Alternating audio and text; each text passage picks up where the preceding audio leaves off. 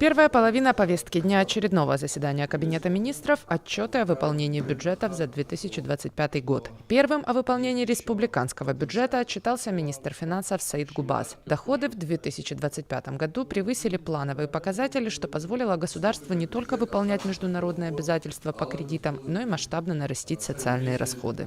Это все стало возможным нам принять в течение года и новые расходные обязательства в соответствии с бюджетным законодательством, применять меры бюджетного регулирования в этой сфере. Несколько раз были повышены размеры ставок социальных выплат. Это очень важная позиция, которая дает нам возможность именно в таком ключе двигаться и дальше. Беспрецедентный уровень расходов в прошлом году на систему здравоохранения. Больше 760 миллионов рублей потрачено. Это, конечно, очень важное направление, и мы, безусловно, будем наращивать. Не менее важно явилось в предыдущем году и направление по поддержке энергетической отрасли. 1 миллиард 20 миллионов рублей было потрачено на эти цели, из которых 850 миллионов рублей на оплату электроэнергии,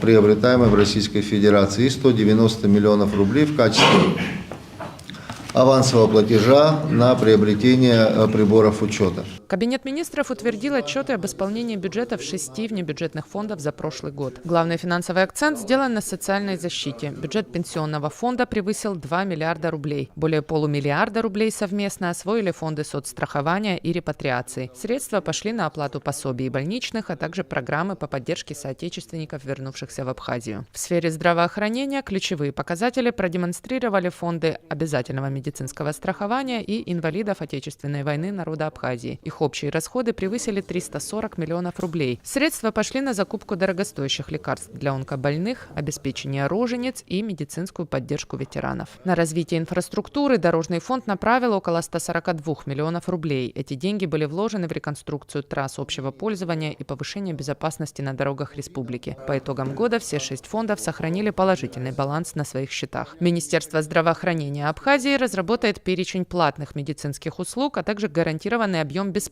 медицинской помощи для граждан Абхазии. С 1 июня 2026 года организация оказания платных медицинских услуг для иностранных граждан и лиц без гражданства, далее для граждан Республики Абхазия после утверждения гарантированного объема бесплатной медицинской помощи. Особо отмечаем, что медицинская помощь в неотложных и экстремальных ситуациях будет оказываться иностранным гражданам на бесплатной основе, независимо от введения платных медицинских услуг в государственных медицинских учреждениях. Кабинет министров принял постановление, направленное на повышение эффективности деятельности республиканских унитарных предприятий. Решение нацелено на усиление государственного контроля за финансовым состоянием и использованием госимущества.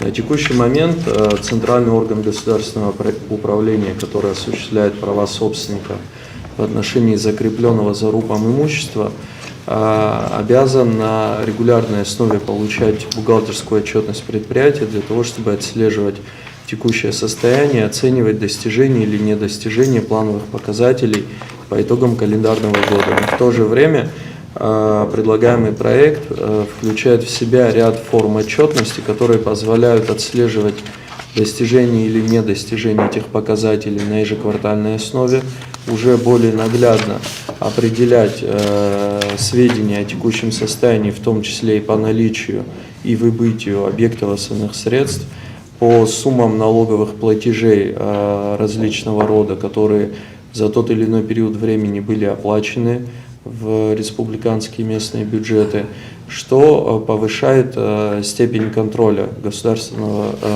органа по отношению к подведомственному унитарному предприятию. Стоимость билетов для посещения Рицинского нацпарка повысится и с 1 мая составит 1000 рублей для взрослых, 500 рублей для детей. Граждане Абхазии, а также дети до 8 лет все еще могут посещать нацпарк бесплатно. Кроме того, правительство одобрило изменения в ставках таможенных сборов. Представленный сегодня Министерством экономики проект проект постановления предусматривает установление ставки сбора на товары в режиме импорта в размере порядка 0,6% от стоимости товаров, которые оформляются. Данным проектом предусматривается не фиксированная в процентах, как это было ранее, ставка, а градация в зависимости от стоимости товаров и присвоении каждой, скажем так, вилки определенного значения в рублях.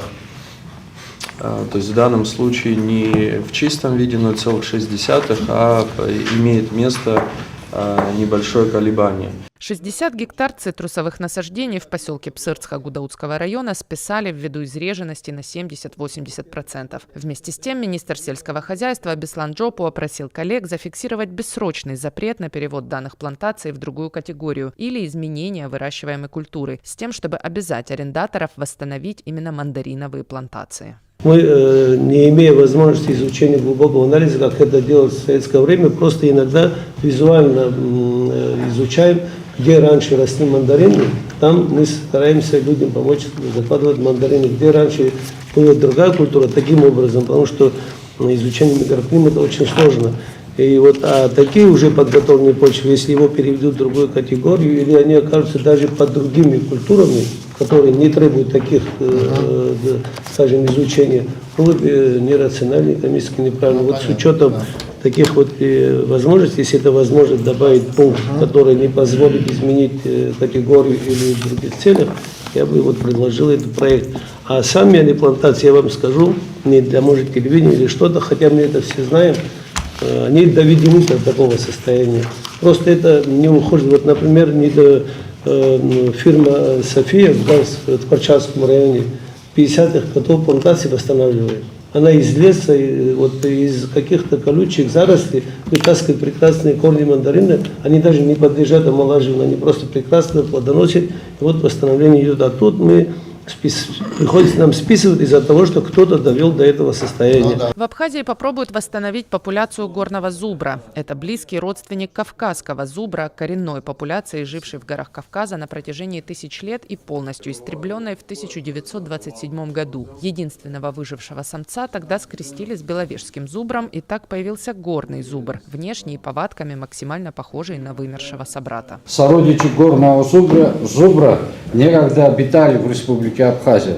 В настоящее время в рамках международного сотрудничества, осуществляемого в установленном порядке Госкомэкологии Абхазии и Минприроды России, выполняется ряд подготовительных мероприятий. В частности, исследована и определена подходящая местность на территории Псково-Гумнестинского заповедника для организации вольера, а также уже в процессе организации самого вольера для размещения особей. Согласно достигнутым договоренностям, абхазской стороне будет безвозмездно передано 6 особей горного зубра. Отчет Госкомитета по управлению госимуществом и приватизации был довольно кратким. За 2025 год приватизированы всего 3 объекта. Бывшее грузовое АТП в Сухуме за 11 миллионов рублей, продовольственный склад «Универсал Торга» в поселке Лидзава Гагарского района за 500 тысяч рублей и дом отдыха псов в Цандрипше за 502 миллиона рублей. Надежда Боровикова, Торник Амичба, Евгений Сильченко, Абаза ТВ.